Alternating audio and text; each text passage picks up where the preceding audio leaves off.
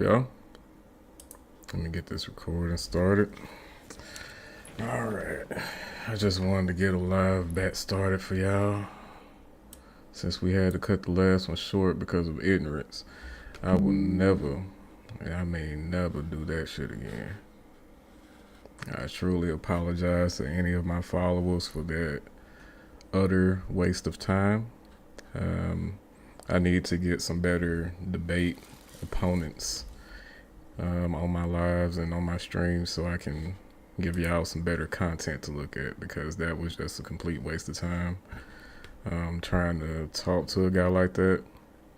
But one point that I did want to get into in that debate was the current corruption that we're seeing out of this current administration. So I guess I'm gonna show y'all this video. I'm gonna give y'all my reaction to this video during this stream. And I got this little call-in number for anybody that wants to call in and debate me live. I got the line open. And yeah, any conservatives that, you know, want to come our way, come on and bring it. But yeah, I do ask, if you do call in, let's keep it, you know, civilized. You know, I don't want, you know, yelling, screaming, trying to overtalk and make irrational points. Let's keep it on the point. Let's keep it to the facts and talk like adults, or at least try to.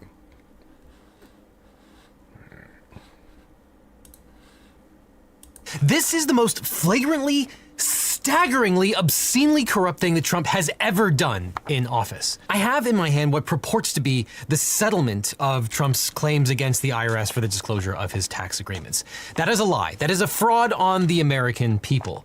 What Trump is doing here is creating an illegal fund of billions of dollars to pay out whomever he chooses, including and especially the traitors who breached the Capitol and tried to overturn the election to turn it over in Trump's favor. My blood is boiling. This is a new low for this administration. And this is an administration that has been rife with corruption and illegality, but this is probably the worst thing that they have done so far. Now, and I agree. This is something that is blatant corruption. I mean, Donald Trump is using tax dollars to pretty much pay out, not himself directly, but all of his friends and his allies. Everybody from January 6th has the ability to get to these funds.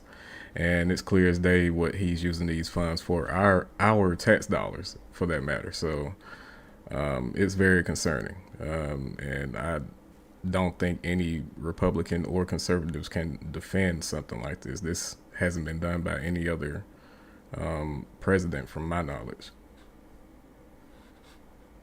Suffice to say, the president cannot take taxpayer money and give it to whomever he wants. But this unbelievably, ironically named anti-weaponization fund is exactly that. He's going to pay out his friends, his family, and domestic terrorists. And that's just who we know about. I'm frankly running out of adjectives. This is theft. This is corruption. This is treason. If he gets away with this, there are simply no more limits, at least with respect to what Trump can do with taxpayer money. If he can pay out billions with a B to his cronies without any real oversight, I don't know, are we done as a country? At best, this is Orban-esque. But this is frankly verging into Putin territory. And of course, the corruption cherry on top of the corruption sundae is that Trump is personally ending and forebaying all audits and suits into his businesses and his family's finances. Oh yeah, and that's another thing I didn't really get a chance to talk about. A part of this agreement apparently is that there can't be any future audits. I mean, there can't be any future audits into the Trump family, like anybody that's in the Trump family. They can't be audited for any reason. That is, I mean, that's wild to me. I don't know how anybody else feels about that, but that seems like just the entire family is above the law at this point. Now, feel how you want to feel about Biden and his pardons or whatever you want to call them, but this is like a whole nother level of corruption when it comes to finances and everything else. It's crazy. Oh, and the government is issuing him an apology as well. Wonderful. Now, we're talking about this as if it is a legal settlement to the claims that he had against the government that he has control over. But it is not. This is not a settlement. This has about as much to do with a legal settlement as a shoehorn has to do with a French horn. I'm reluctant to even talk about the legalities or the legal aspects of this because there's nothing legal about this. There was no process here. There was no judicial review. There was no decision. Oh, what's up, bro? by a fact finder or a jury. This is simply Trump taking power and paying it out to whomever he wants to. That being said, the fig leaf that they are using to cover up their own manifest corruption and illegality is that this was related to a demand that Trump had for $10 billion related to the 2020 disclosure of his tax returns by a contractor at the IRS. Now, we are in the process of writing and filming a video that goes into much more detail about the legal aspects and really more relevant here, the illegal aspects of what's happening. That's going to come out in a few days. But suffice to say, Trump's suit was unbelievably bogus. Again, you can sue anyone for anything and claim that you're entitled to however much money you want. But in that case, in the best of circumstances, a disclosure of those kind of tax returns would be limited to $1,000 per disclosure. And the statute of limitations is 2 years, which has long since elapsed. Oh, Yeah, and that's the whole point, that Trump wasn't going to win this lawsuit, that he was going to sue. Well, he was suing the IRS and he wasn't going to win this lawsuit, but he still got a payout because he's on both sides of this situation. He's pretty much over the IRS at this point, and he's over the, he's the person suing the IRS, so he's paying himself. This is what people mean when they say that Trump is paying himself in this situation, and that's what he's doing. Well, he's not really even directly taking the money, but he's directing the money exactly where it needs to go, to all his allies, to all the people that fought for him, especially around that January 6th situation, and yeah, all those fake electors that went to Washington, all that good stuff. So yeah.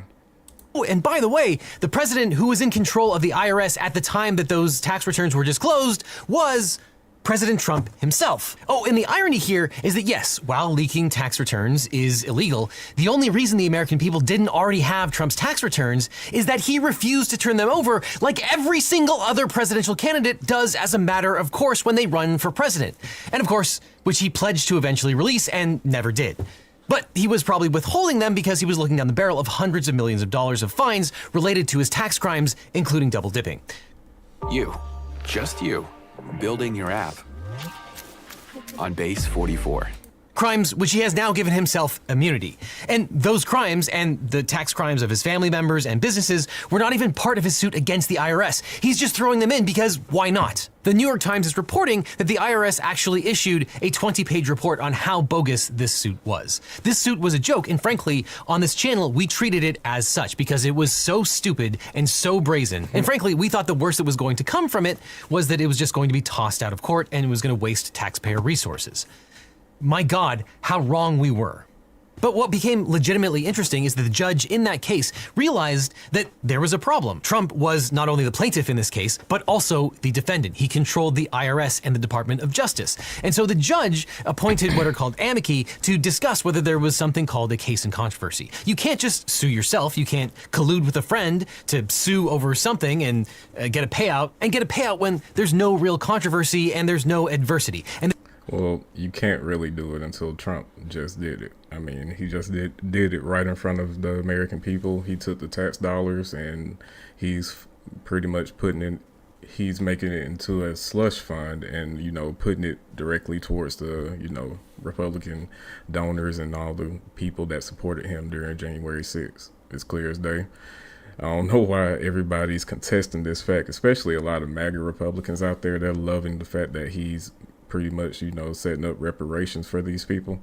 And there's a bunch of people defending this, and it's very concerning, especially when you're talking about the people that actually attack the actual function of our democracy, the certification of the election. That's very important. I mean, that's, just a very important step in, making Joe Biden the president at that point in time. And these people were sent to attack the very building that we were doing that in. I don't know anybody else's definition of treason, but that's pretty close.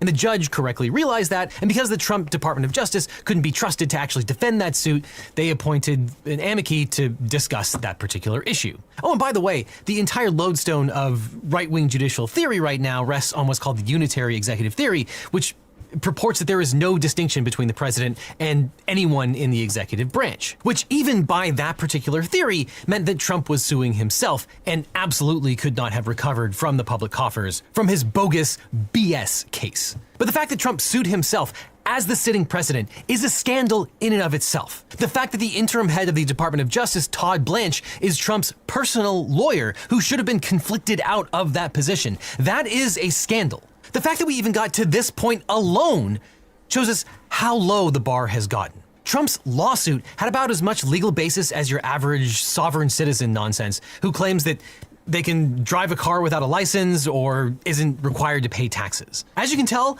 I'm angry. And what's worse is that right-wing news sources are simply ignoring this because it is absolutely indefensible. But honestly, I don't think people understand how bad this really is. This settlement creates a slush fund that will be controlled by a 5-member board, which of course is appointed by Trump. He can add or remove members as he sees fit. There will effectively be no oversight whatsoever. And by the terms of this settlement, they can basically choose to hand out money to whomever they want under whatever criteria they want. And you can bet that they will pay out whoever Trump wants. There are no real guardrails here. This is pure patronage for a king. The language. That's crazy.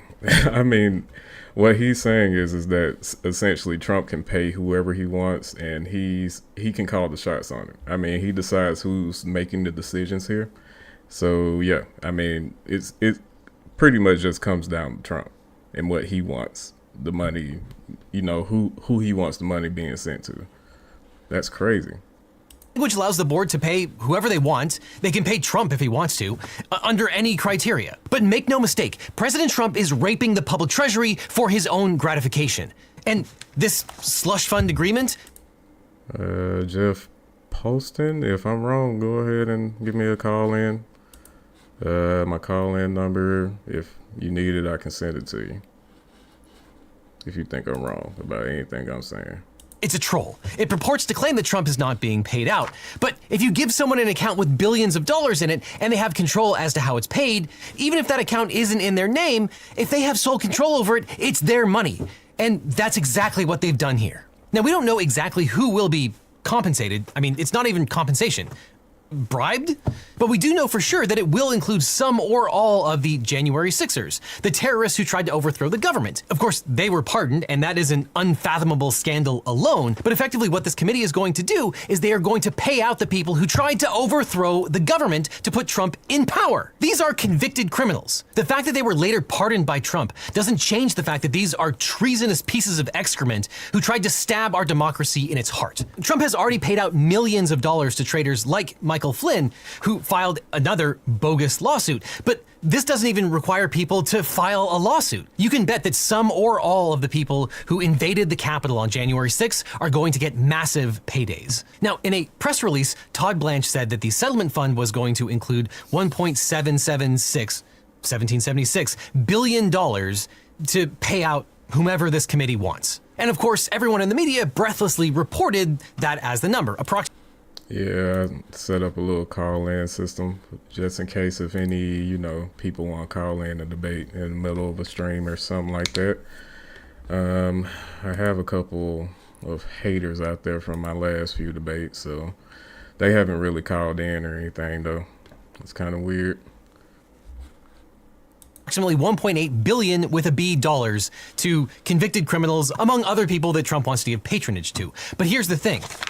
Nowhere in this settlement does it mention that dollar amount. And the particular fund that they're pulling from, one of the DOJ's settlement funds, is an ongoing appropriation, but there's not necessarily a limit. And certainly there is no limit in this settlement agreement that limits them to $1.8 billion. And like I said, the terms are so ambiguous that they can pay out whoever they want. $1 billion for Don Jr.? Sure, he was targeted by lawfare. $500 million for election tampering Tina Peters? Great. She was pardoned. $10 billion for the Republican National Convention? Of course. $1 billion for rebuilding Trump Tower? Why not? Of course, Obama did something that requires remuneration.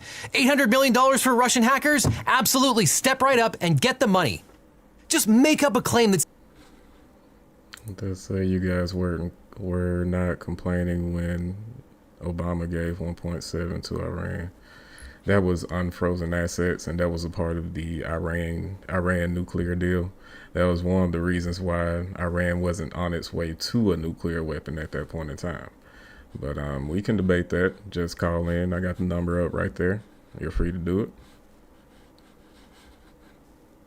Says you were targeted by some past administration. There is absolutely no real criteria that is enforceable, and it's just going to be whatever Trump wants and whomever Trump wants to give money to. He's going to pay some of the people who invaded the Capitol and tried to turn the election in his favor, and he might be prepaying the next people. He could say, hey, as long as you use this money to go buy a bunch of AR-15s and be in Washington next January 6th, great, go. Yeah, and this is the dangerous part of what Trump is doing, is paying off some of the people that actually attacked police officers, and some of the officers that was at the Capitol that day. They came out injured and stuff like that. And all these people that broke the windows, attacked police officers, they're getting paid off. They got a pardon.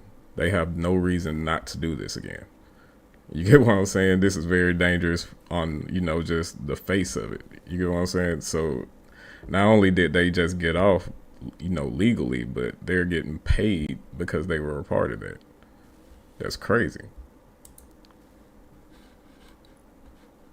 Go out and do it. As if pardoning the people who committed crimes for Trump's benefit weren't bad enough. Now he's... And you're right. Officers are suing to stop this slush fund. The difficult part about this is that Donald Trump set this slush fund up in a way that is very difficult to stop this, because it's already been agreed to by the IRS, and he's in control of the IRS. So I hope it works, but I doubt it. Going to pay people to do it in the future. I simply do not have words for this. These people are brown shirts. They are Nazis. They are Trump's personal Praetorian Guard, and now they get taxpayer funding. Congratulations. And even if it were limited just to $1.8 billion, that is a staggering amount of money. With that, you could fund the Corporation for Public Broadcasting and Voice of America, and still have enough left over to fully fund the National Endowment for the Arts. I think it's hard for lay people to grasp just how much money a single $1 billion, let alone 1.8 billion, let alone an unlimited amount of money that is not defined in the settlement agreement. And this... Yeah, and this is what I'm saying, like $1.7 billion, what they're putting up right now, almost 1.8. This is a lot of money that could go to people that actually need it, or people that actually suffered from this government, like the people that are still alive that suffered under Jim Crow, the people that suffered from the Tuskegee experiments and all these things. Like, it's clear as day that Trump doesn't really care about, doing the right thing morally. He's more about paying off the people that supported him and some of the shady stuff that he was involved in, especially around January 6th. was always the plan. They have been discussing a payout for the January 6ers for over a year. They just happen to use this as a vehicle for maximum secrecy and a fig leaf of a legal process. Under the terms of this agreement, all of this will be confidential. There will be no accountability to the American people. We will not know who gets this money if this is allowed to go through. We won't know how much money they get. At most, there will be a report given to Todd Blanche as the acting head of the Department of Justice, but he is not bound, nor do I ever expect that he would release any of those reports in the future. And of course, this whole commission expires right before the next president takes power. I mean, I probably don't need to tell you that all of this is flagrantly illegal. The general counsel for the US Treasury, who was appointed by Trump and confirmed by a Republican Senate, resigned as a result of this incredible document of corruption. But yes, I will make the obvious point. This is illegal. This kind of action would require an appropriation from Congress, which it obviously does not have. The Anti-Deficiency Act, which we've talked about a lot, and which Trump has violated uncounted number of times, makes We got a lot of warriors in the chat, but nobody calling in. Somebody call in. it a felony to dole out money that has not been appropriated by Congress. And no, I don't believe that the appropriation of the Department of Justice covers what they are trying to do with this document. But let me put this on record to anyone who might be working in the government, who might be tempted to follow through with this settlement. Providing any funds as a result of this settlement is a felony, and every single person involved in the distribution of those funds can and should go to jail as a result. And in fact, on behalf of the American people, I think we need to demand of the next Congress that should be a pledge of every single member of Congress, that they will put anyone in the executive branch who had a hand in this, that they go to jail. This is honestly 10 times worse than Watergate. French aristocrats found their necks in a It guillotine really for is. far less than. Like it's 10 times worse than Watergate. Like it really is. It's crazy. But yeah, all y'all keyboard warriors in the chat, go ahead and give me a call. Y'all seem so brave. Let's talk it out.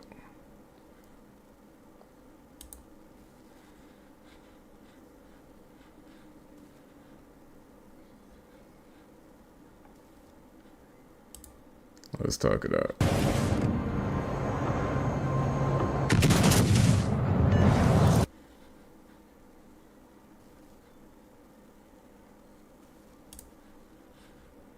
A tremendous amount of frustration when it comes to what they view as the basic necessities of life, and young men in particular, those who powered Donald Trump to victory back in 2024, well, they're feeling a lot of regret over their vote choice. So what are we talking about here? Well, let's talk about what is right at the bottom. If you were building out the house in terms of the American dream, it is literally the ability to buy a home. Still waiting on y'all to call in. I got the number up there. It's not hard. I know y'all got phones that work. And young people, well, there's not a lot of hope for them when it comes to buying a home, and these numbers have changed tremendously. Look at this. Okay, age 18 to 34, that is adults under the age of 35, will buy a home in the next 5 years. You go back to 2016, 2018, Gallup surveys, look at that. The majority, 53%, said they would buy a home in the next 5 years, those who didn't already own one. That number has fallen through the floor. Look at this now in 2025, 2026, just 29%, just 29%. That is nearly half the level, dropped by nearly half in just under a decade's time. No wonder young people are feeling so much frustration. Now, of course, if you're building out that home, right, in terms of what young people want, what Americans want in order to fulfill the American dream, well, it's not just buying a home, it's a good job. You go, leave the home, you have a good job. But young people at this point don't believe it's a good time to actually find a job. Take a look here, age 15 to 34. Say it's a good time to find a job. Now that percentage is just 43%, less than half. Long distance charges. It's 2026. Come on now. I know y'all ain't using that for an excuse. Long distance charges? Really? Yeah.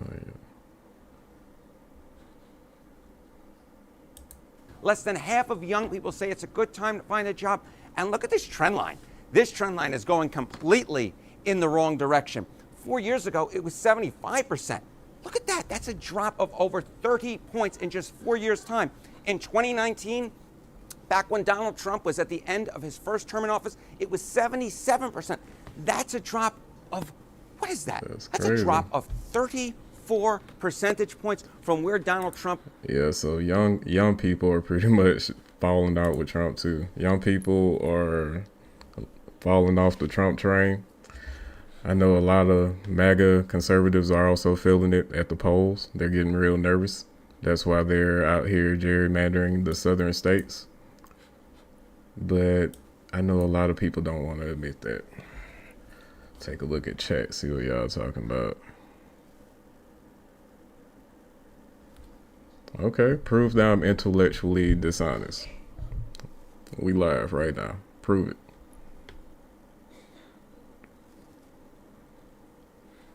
Who is that? Adrian Wilkinson? Yeah. Best way to do it is prove it.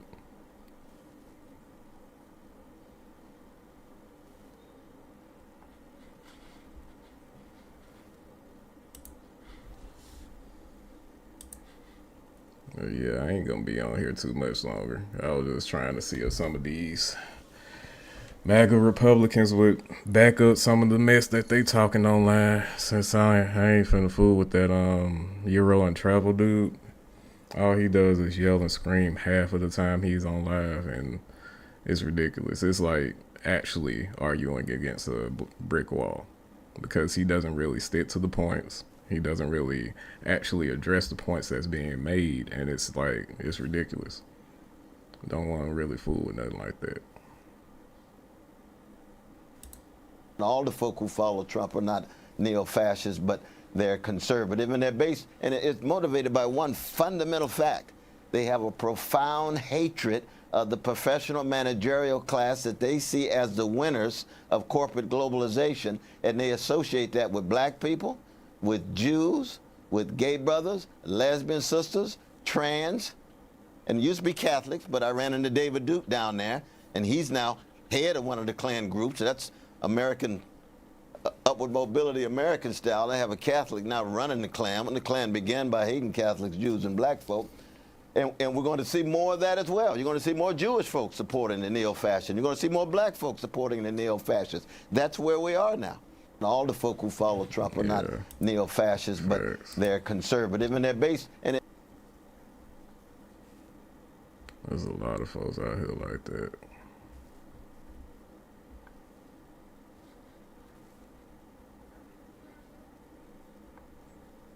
Yeah, I ain't gonna stick around too much longer. Appreciate it. Who is that? Me. Thank you for the subscription. Really sick of this like bashing of the billionaires, because see this when you tax dollars a year as individual earners and below that. I think there's a lot of Americans who feel like, well, I'm among those who are struggling, but especially in major cities, you're making a little more than that. You're making closer to six figures, and you may think that you're struggling to get ahead in the state of this inflationary economy and you need relief. This would not give you relief. I mean, I'm for completely revamping the entire tax code, and I think the 1% is way too broadly defined, but there's way All right, appreciate you, Upside Down.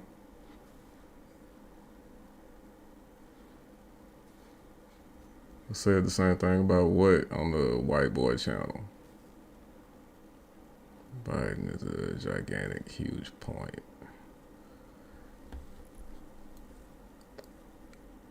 I would say Biden has some corruption going on in his administration. I will acknowledge that. But I will also say that Trump is way more corrupt than Biden ever was. too many carve-outs for the very top, and I think that this is an animating issue. I think in this populist moment on the right, there is a moment that you could have future politicians, if a J.D. Vance ends up running, that lean a little more into the taxing the billionaires, which has never been a Republican position previously, but I think there is an appetite for the wealthiest to contribute more. I want to play a clip, another clip from Bezos, that he was making the case that he pays billions of dollars in taxes, and that that raising those wouldn't necessarily help a teacher in Queens. This is what he said. We heard this crybaby do this. These people sometimes say that I don't pay taxes. It's not true. I pay billions of dollars in taxes. And it's a perfect, again, if people want me to pay more billions, right, then let's have that debate. But don't pretend, that's going to solve the problem. You could double the tax. It could solve a lot of problems. Let's not act like, if these billionaires and these trillion-dollar companies actually paid their fair share of, tax dollars and paid decent amount of tax dollars compared to their actual income, that it wouldn't fix a lot of issues around this country, and that we actually used our tax dollars that we did accumulate as a country and use it correctly. I think, we spend way too much on the military complex. I think we spend way too much sending our stuff to other countries like, just questionable countries like Israel, or, dictatorships like Bahrain or any country like that. I think we shouldn't have sent weapons to Afghanistan to uplift that military structure just for the Taliban to take over. It's, crazy. Taxes I pay, and it's not going to help that teacher in Queens. I promise you. So you can't connect those two things, not logically. Nah,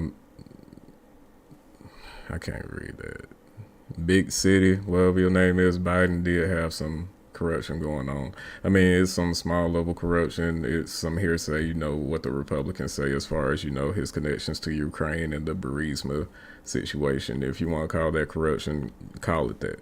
But you can't sit there and ignore everything that's surrounding Trump and all of his situations between his sons and Jared Kushner in the Middle East. He has all types of deals and situations going on with the UAE and Saudi Arabia. And that's in the billions of dollars. We're with Biden, we're talking about millions of dollars, but with Trump, we're talking about billions, and we don't even know what's going on with his whole crypto situation that he started literally 4 days before he was inaugurated.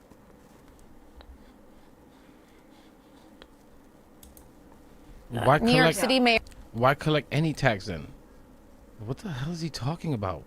Zoran Mamdani tweeted after that. He said, "I know a few teachers in Queens who would beg to differ." Emily, what were you going to say? First of all, I'm surprised Mamdani wasn't patting him on the back with his initial statement. I thought every single socialist or communist-leaning person would applaud Jeff Bezos for what he was saying. But I'm just really, really sick of this bashing of the billionaires, because the billionaires actually are the ones contributing the most to society. Let's talk about how many. Oh, yeah, I feel so bad for them.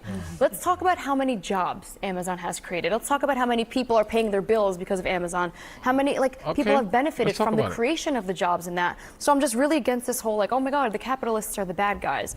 In terms of his motivation, I think that's the question. I wasn't even thinking about a political run, but that's starting to make the most sense.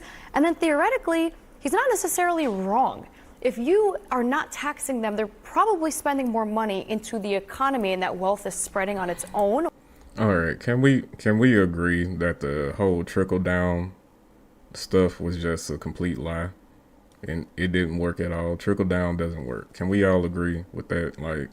All the capitalist people out there that, just is 100% with capitalism and that whole model. Can we at least agree that trickle down doesn't work? Chat, can we do that? No, maybe. Organically. However, you're right. This is not the traditional Republican thinking, and the handouts and the free money does not solve the problem. Hold up. Wait a minute. Let's put some funk in it. Professor Poppy, he's about to go in right now. Let me get situated here. I love this subject. Yes, the jaws of life. It's a handout when it's everyday people, but not when it's billionaires. It's not a handout there, right? You heard Isaiah say Amazon paid 1.4%. They're paying a lower, guys, these billionaires on top of that are paying a lower tax rate than all of us. How hard is it to understand that is the handout? Lockjaw. How do you not see this? And as far as Amazon, guys, ready for this? Sure, Amazon creates a shit ton of jobs, but that's because they ate up all other small businesses. Ask your parents how America used to look. There's a reason we don't have small mom and pop stores, small hardware, small department stores. None of these exist anymore. They do, but just a lot less. Companies like Amazon and Walmart, and it's not just only them, has devoured small businesses. And you know what else changed with that? The quality of those jobs. And those pay is so much shittier now, or they don't keep up with the standard cost of living. No respect, a lot more demeaning. Let me read this chat. What y'all got going on? 158 warehouse fires so far this year. True. Biden turned his classified documents over. Trump refused to. True. Biden did, work with the authorities when they did find classified documents at his house. At least he did work with them. Trump refused to work with them for months. So, yeah, that was a thing. No Supreme Court stated that if you're in the middle of doing presidential duties, you can't be prosecuted because Democrats have already proven they will. That was more around the whole, what situation was that around that you can't be prosecuted while in the White House? I know that was when Trump was in the White House, but I forgot which situation that was involved in.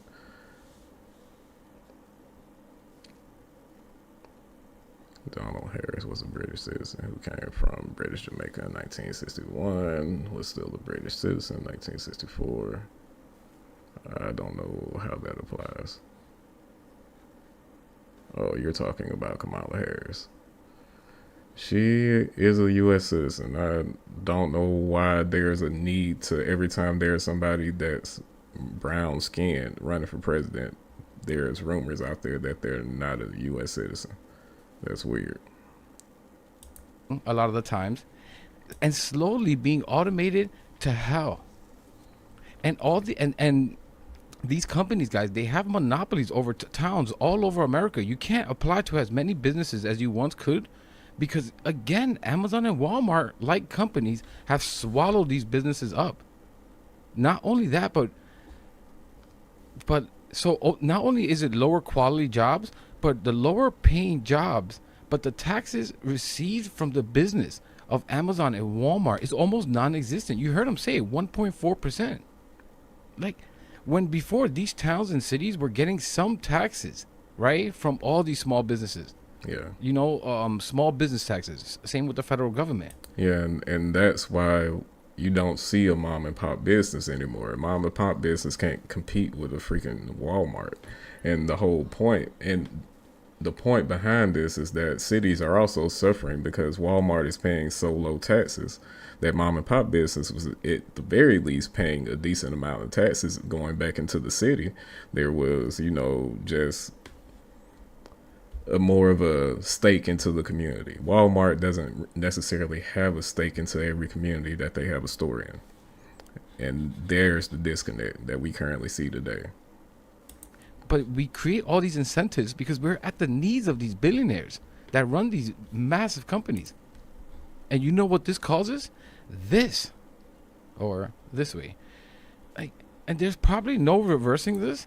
Let me see this top 1%. Yeah, that's crazy. The income gains since the 1980s. At least we were close in the 1980s. Then things kind of got crazy, and that's for a reason. That's called capitalism right there. That's called unchecked capitalism. And it's crazy because after 2005 it got, you know, at least a little closer, but not so much. We allow them to do this already. But we can try and fix things going forward.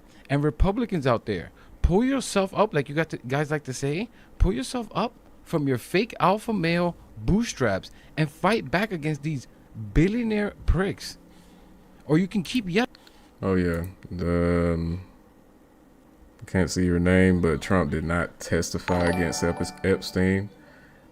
He did not turn Epstein in. I don't, you know, want to push that type of lie in my chat, but yeah, he did nothing to help get Epstein arrested.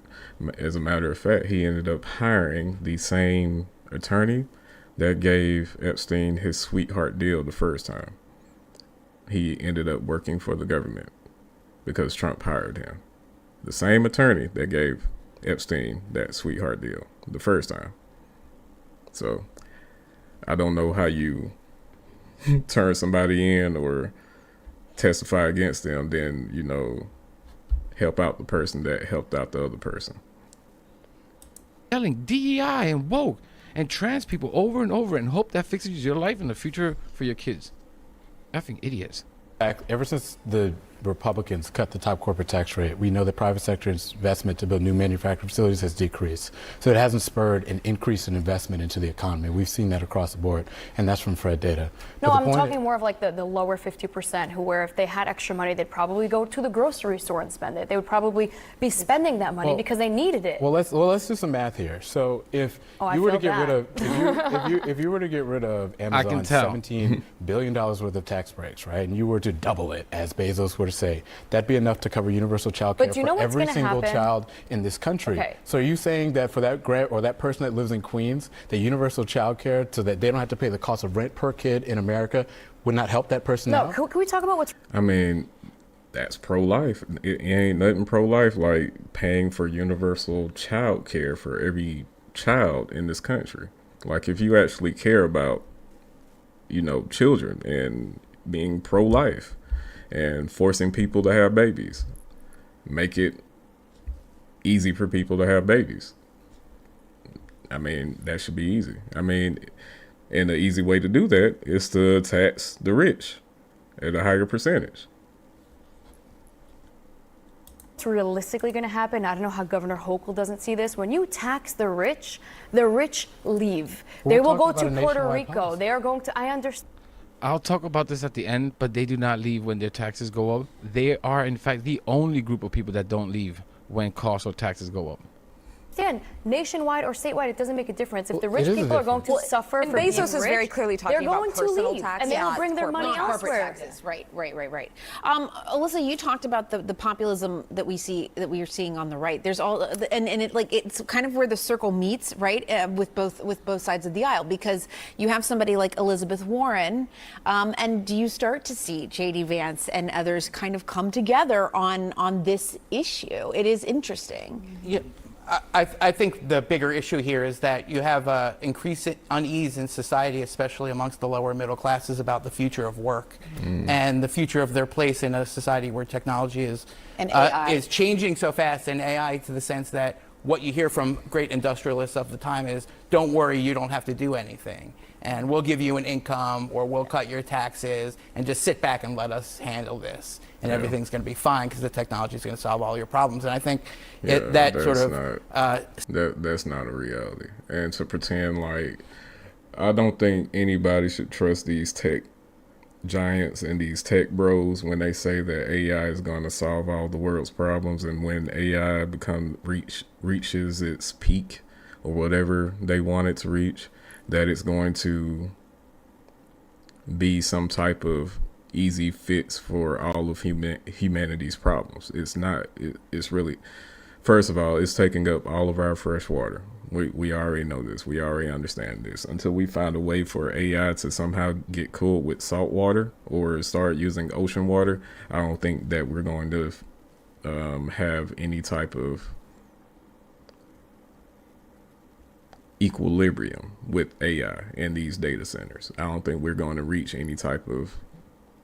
Eventually, we're going to reach a breaking point if it continues to hit our freshwater supplies like the way it is. It's not going to be feasible at all. But my problem with these tech bros is that they're pretending and telling people and putting money behind the fact that they believe that AI is going to be fixing all of humanity's problems, which it won't be. I don't want people to believe that mess, because that's not going to be the case. Is it going to be a tool? You can use it as a tool, use it. I mean, that's fine.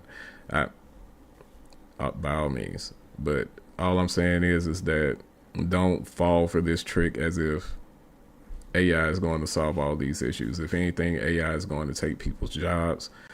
People are going to, be jobless because of this AI. Especially people in call centers, especially people that, do some of the most mundane jobs. I ain't saying call centers are mundane, but, some of the more customer service jobs, they're going to be taken up first. That's just the way it's going to be. And here, people are going to have to, spread into different skills. That's what we saw, when the car came around, and the people that worked on the horses, did the horseshoes and the carriages, they just had to either fall out or get left behind. Learn a new skill or get left behind. That's the situation that we currently live in this capitalistic society. And unless we find some type of social program to help people that will get left behind in this AI revolution, because there will be people that are left behind in this revolution, in this AI revolution. And we need some type of program to make sure that these people do not at least have an opportunity to learn a new skill, because something's got to give. Ignores a lot of discontent, especially amongst young people on both the left and the right, about wanting to have a purpose in work that is not connected to just getting. Let me read this chat, what y'all got going on. So go back on.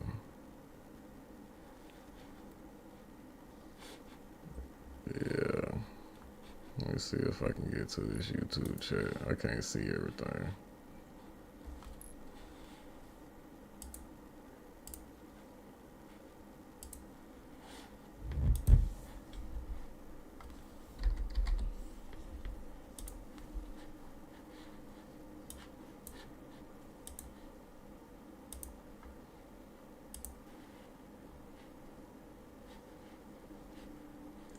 Well, yeah, everybody that's talking crap down in the chat, you can always give me a call. Don't just be a keyboard warrior.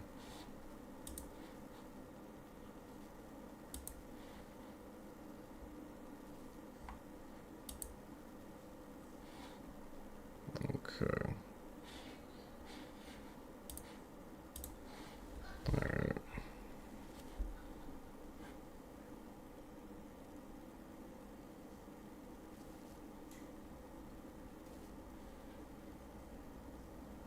Yeah, I don't know who that is. What up, Red Dawn?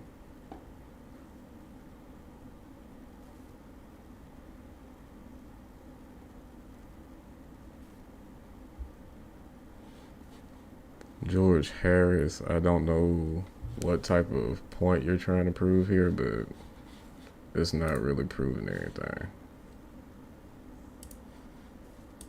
By and wanting to have a place in a technologically AI-driven society where they can be creative and productive and rise in their careers and in their dignity, rather than just, you know, have billionaires tell them, don't worry, we're going to cut your taxes and then maybe we'll give you some money and you can just paint or whatever. And that's the bigger societal issue, rather than how much 3% of this or that on any given day. Yeah, I mean, I think. What up? Cabbage Patch Josh Rogan is right about everything he said there.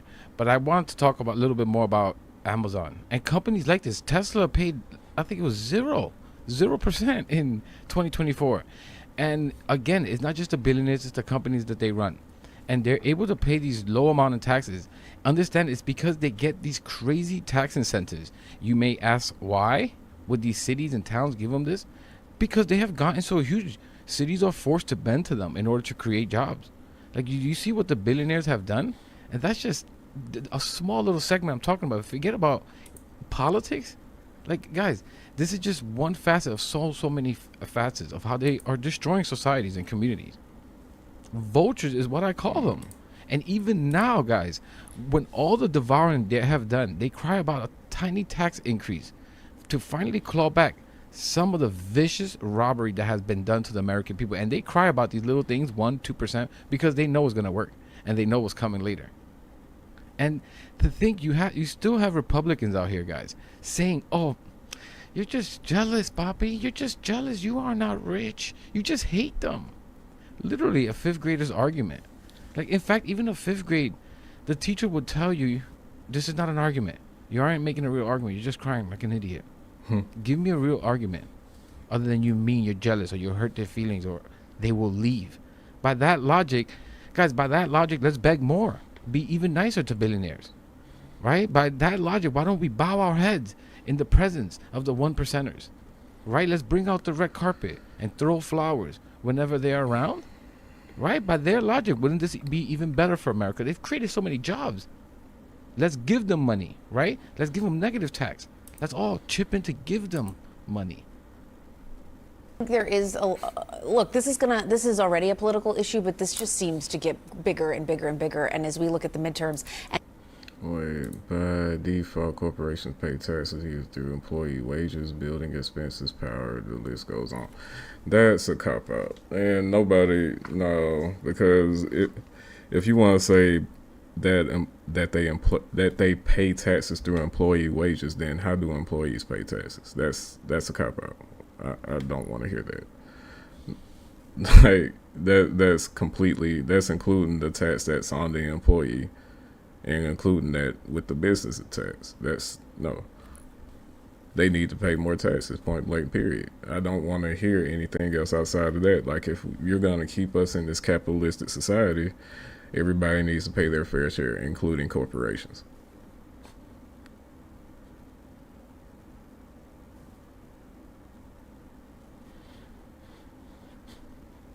and you look to 2028, you can't help but think somebody needs to come up with a plan. I think you are going to see politicians in 2028 who are running, talking about tackling AI, putting some kind of guardrails on it, some kind of pauses. That polls extremely well because, to Josh's point, there are these headwinds economically that are bigger than any political party, any candidate or current politician. The fact that the purchasing power of the U.S. dollar is 3 times less than it was in 1980, but the cost of everything is even higher. Like, people are working harder than ever and having a harder time getting ahead. People are going to be begging politicians to offer real big visionary plans, and I think there's a lane for people who are willing to do that. It's going to have to be bigger than, like, we're tweaking the corporate tax rate here and we're, making it a little easier to e-file or whatever. And I think we're seeing it already, because on both sides of the aisle, I see people are increasingly going against AI, and people are like, well, I don't want it replacing my job. And then I try to play devil's advocate because I was speaking to somebody much older than me about this, and they're like, well, that's what they thought when cars came out, and that's what they thought when this innovation happened, but then more jobs are created elsewhere, and I try to be optimistic about it, but it's getting out of hand. Man, I always say it. I've been thinking about all that, especially, you know, just the situation around crypto. Like, Trump jumped on that real quick. That's why I want to talk about this corruption stuff, because Trump built that crypto company 4 days before his inauguration, and immediately after, all of a sudden, the Saudis have 49% have a 49% stake in this coin. That's insane to me. I don't know how else you define corruption, but that's a big definition of corruption. I mean, for me it is, at least. Managing those traditions can mean less suffering for millions of Americans, and we're not managing them right now because the technology is outpacing the policy and the regulation. Look what happened at the White House this week. Would I agree about government seizing control of big corporations and nationalizing it? Would I personally agree with something like that? No. Nah. That would leave an opportunity for something that would create another opportunity for some type of authoritarian state. I would have to have some type of guarantees before I would even think about something like that. Some type of guarantees to assure that, you know, the person or the people that would be in power in that type of situation, vis-a-vis government in that situation, would not also be some type of corrupt people. And I have, you know, yet to hear anything about those types of guarantees. So I wouldn't want, like, government forcibly taking property or anything like that, or seizing anything.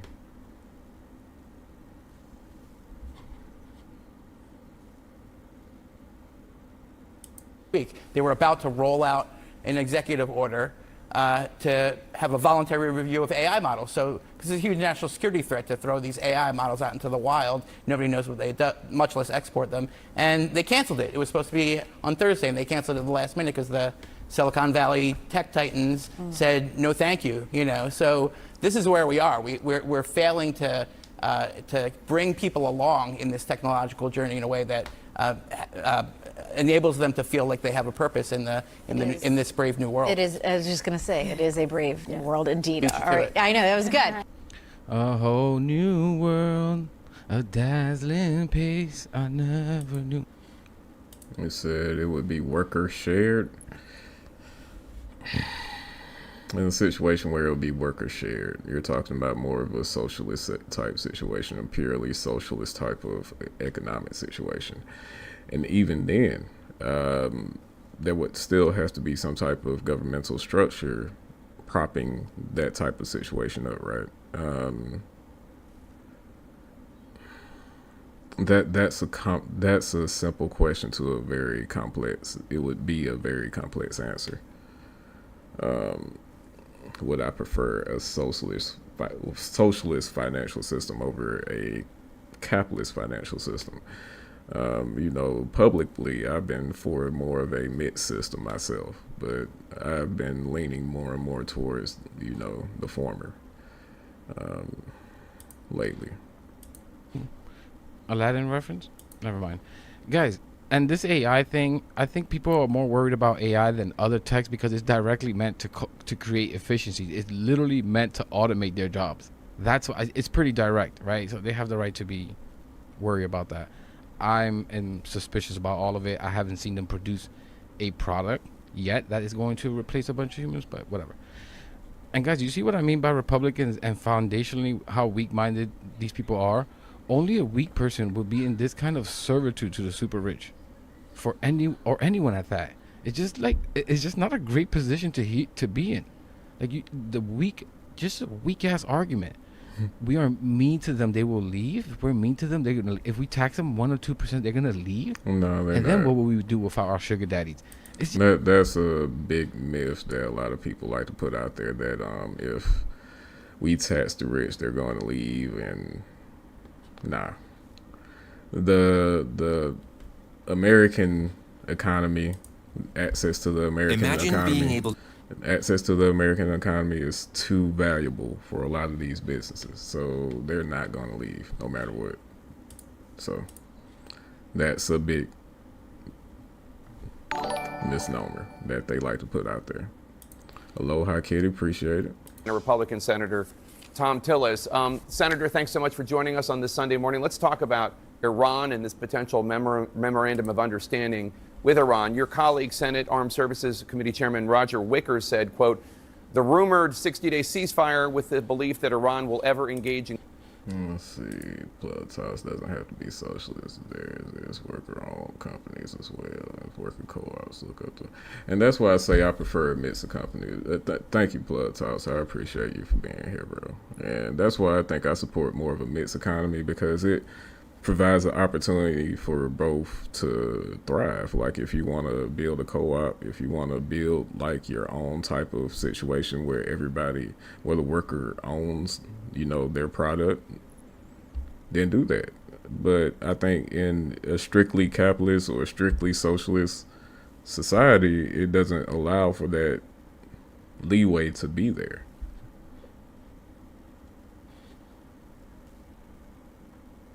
In good faith would be a disaster, unquote.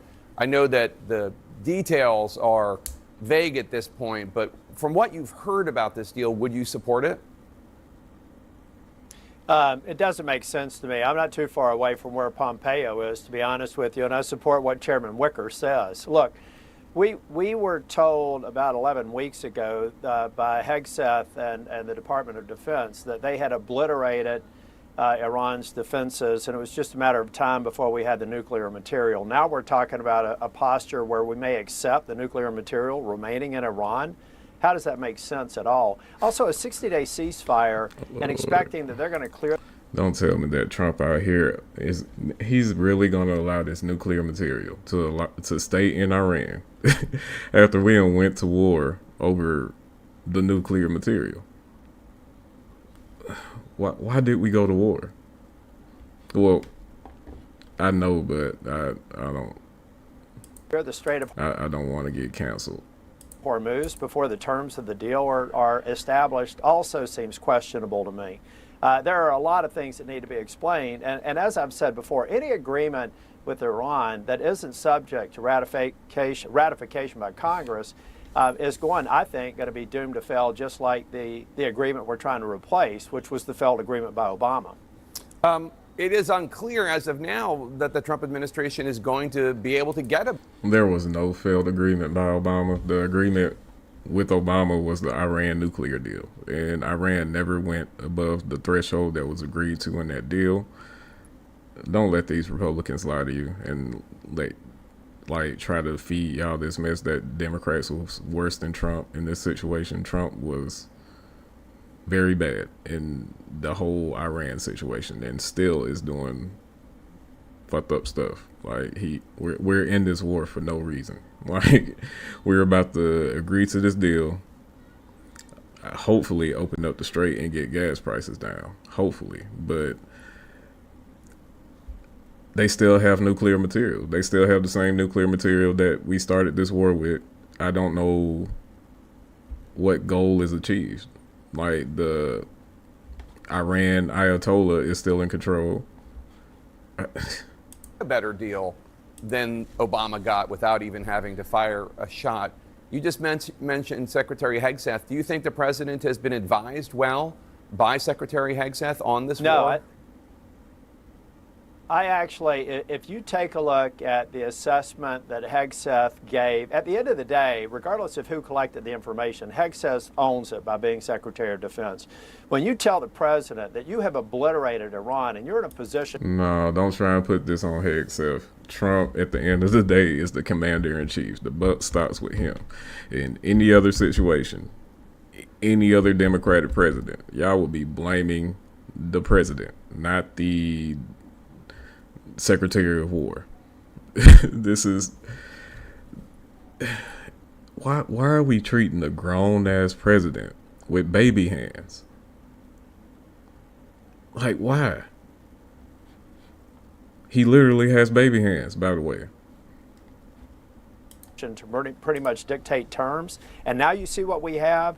When you see Hegseth pull back on operations in Poland, when Russia is raping, killing, murdering, torturing countless people in Ukraine, when you see these mistakes made by... Oh yeah, let me drop the Discord link, and that is a good idea. If anybody wants to jump in here and debate me, please join the Discord. We got one of those too. Let me get all this good stuff popping eventually. Don't mind me.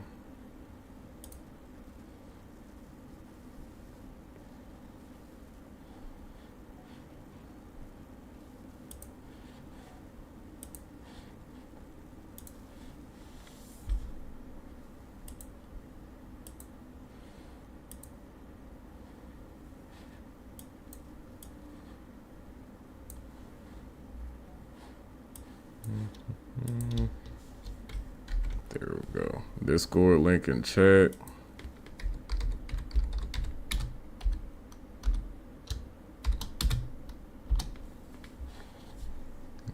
Hopefully everybody sees that. Hegseth, I think with all these mistakes in total, it's beginning to make Kristi Noem look like a 5-star recruit.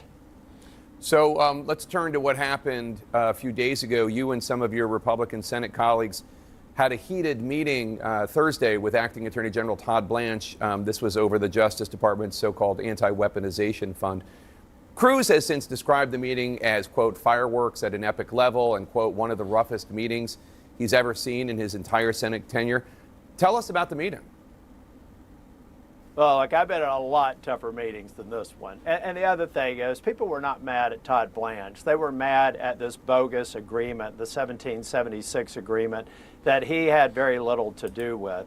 But as I said earlier, I stand by it. It's stupid on stilts. Look, you're talking about people who assaulted Capitol police officers on January the 6th, were then convicted. Many of them pled guilty, or they were convicted by a jury of their peers. They could be eligible for this. Look, if you're talking about a fund that helps a man who was arrested and lawfare used against him at a school board meeting and was found innocent, that's fine. Help them out, pay them back. In fact, I think that they should seek redress through the agency that brought the lawsuit. But this is just, it's horrible politics, it's horrible timing, and Todd was there to try and explain it, or I should say the acting attorney general. It was a tumultuous lunch, but it was by no means the most tumultuous one that I've seen. But I do think that there was a very large number of people that said, look, we got to tackle affordability. We've got to have a coherent strategy in Iran. We've got to start. Yeah, in case y'all just popping in, I seen like a lot of people just pop in over the past few seconds. The Iran war is apparently over, but we haven't accomplished anything. It's a weird situation going on internationally. We're at a war. We bombed a bunch of stuff. We killed a bunch of people, but we didn't really accomplish anything but raising the price of gas and making Americans spend more money. So, yeah, that's the current situation that we're in right now. Start looking at Putin as a real threat to the Western world. And this is all a distraction, and some people even think it may look like self-dealing. I think whoever advised the president on this being a wise idea should not see they should not plan on coming in the office on Monday if they're working for me. It was a bad idea, and there's no way you're going to make it better in its current form. So there's a wider context here on the January 6ers, because on Friday night, the Justice Department moved to dismiss indictments against the Oath Keepers who had faced the most serious criminal charges after January 6th. The Justice Department is also now deleting old press releases from the website about January 6 defendants, which they're calling partisan propaganda. And then, in addition to obviously all the pardons that the president gave out to January 6ers, including those who beat up cops, some of them are now saying that they're going to apply for this. Yeah. people that actually attacked January 6ers are planning on getting millions of dollars from this slush fund, which is crazy, man. Crazy. Yeah. So I got that pulled up. I'm just making sure everybody got access to the Discord link. Let me see.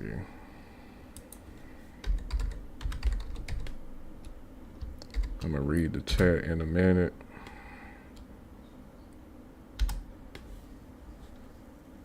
Let's see if I can pin this. Boom. Okay. Gotcha. Alright, appreciate the tips, plug. Still new to this shit. This payout from the anti-weaponization fund.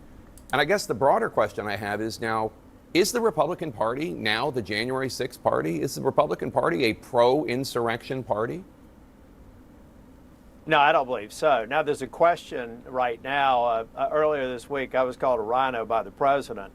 And I will tell you, if the Republican Party stands for standing with insurrectionists to assaulted police officers, turning a blind eye towards Putin and what he's doing in Russia, negotiating a deal. Plaque Paul, or whatever your name is, I know what you're talking about, but that was on Fox News, the guy wearing the mask, or got caught wearing the mask.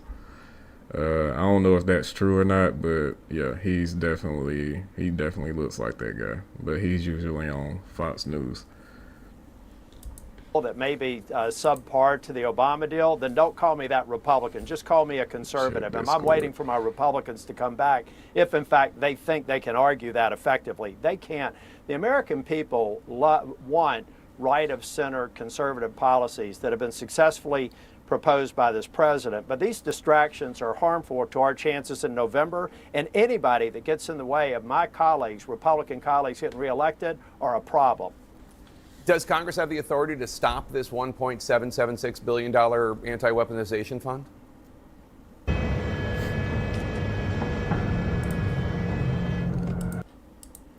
Who has all the money? Who has all the money?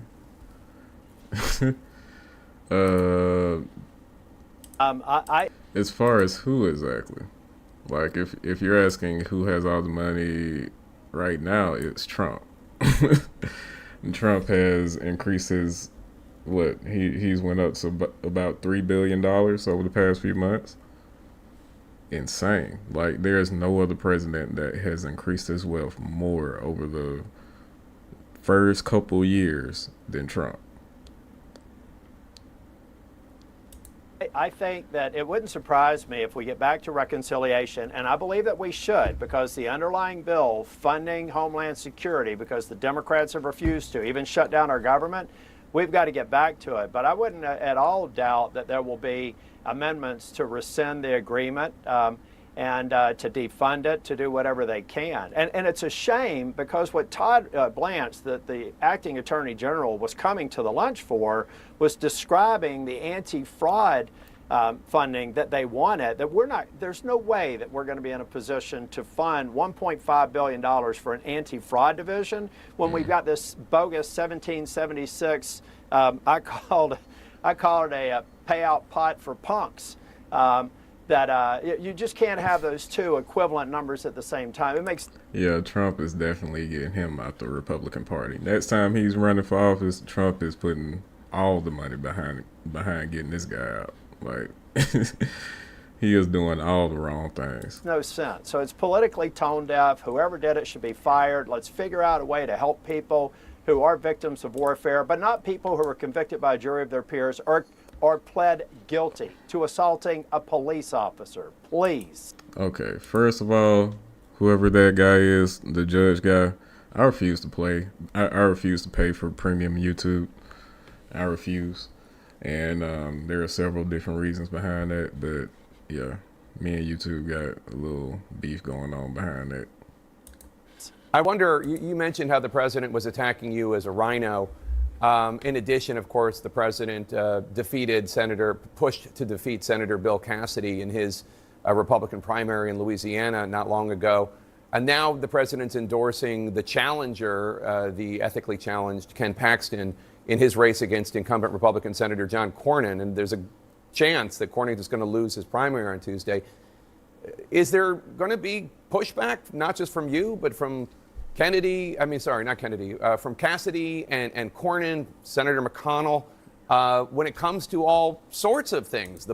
Oh, he's not running for re-election. I did not know that. So yeah, that's something that is very common for a lot of Republican politicians, especially when they announce that they're not running again. They will come out and start speaking out against a lot of Trump's policies and what he does. But it's only after they announce that they're not running, or it's after they announce that they're retiring. It's not like while they're seeking aspirations for other offices. Like, this goes to tell you what kind of backbone the Republican Party has, that they completely flip the script every time that they leave the party. They completely, you know, take off the mask, as a lot of people in chat were saying. They take off the mask and just speaking real shit. Ballroom, the anti-weaponization fund, anything else? Well, number one, I hate that Bill Cassidy lost. He's a great American, great senator, and I still look forward to working with him through the remaining tenure, our tenure here in the U.S. Senate. Cornyn, the same thing. And to call Paxton ethically challenged is to call Jeffrey Dahmer suffering from an eating disorder.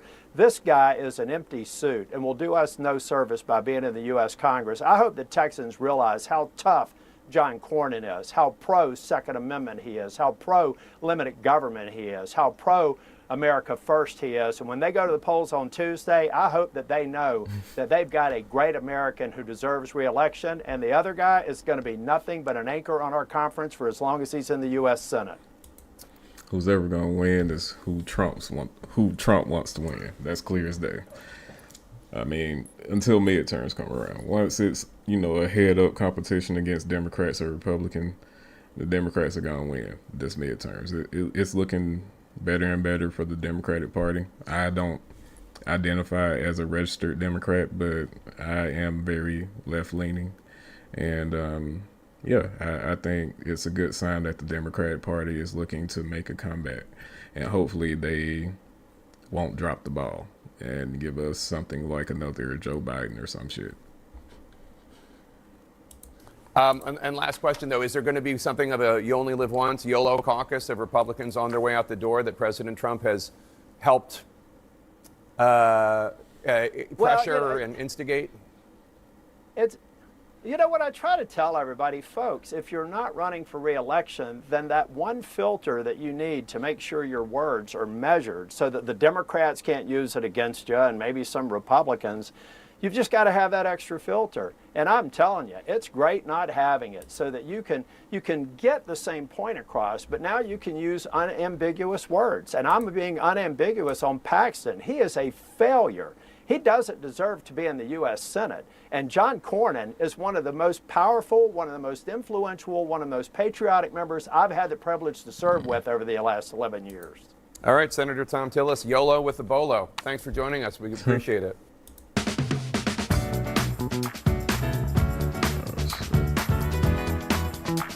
But yeah, man, I am about to wrap this stream up.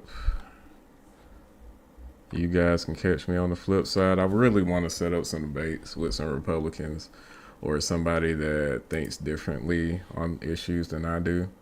That would be very helpful and very entertaining for my following that I look to grow over the next few months. So if anybody out there is familiar with any conservative group, conservative Discord, conservative Reddit, any of that, please share my content with them.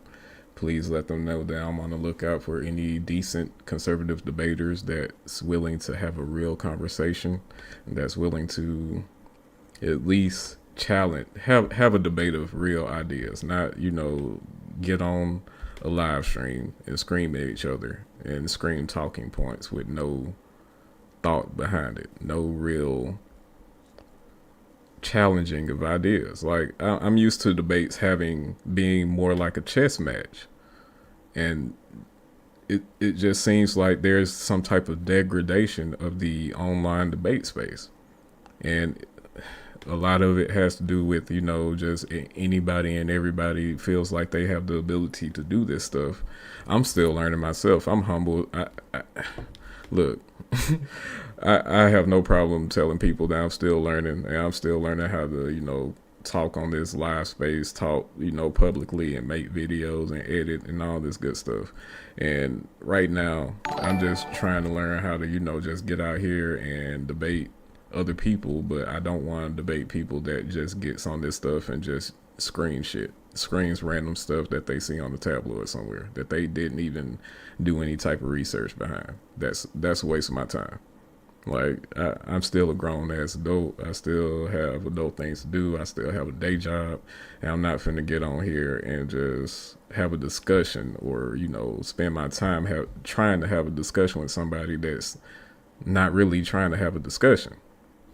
I'm not finna do that. But yeah, I digress. I hope y'all enjoyed this stream. I just wanted to get a few things across because I started that stream with that gentleman, Euro and Travel. But I ended it very quickly because he had no type of sense. He showed his IQ. And yeah, I'm just hoping to get myself out there and hopefully have some actual decent conservative-minded people challenge me to a debate and not just be keyboard warriors. But yeah, I hope y'all enjoyed it, and I'll see y'all next time.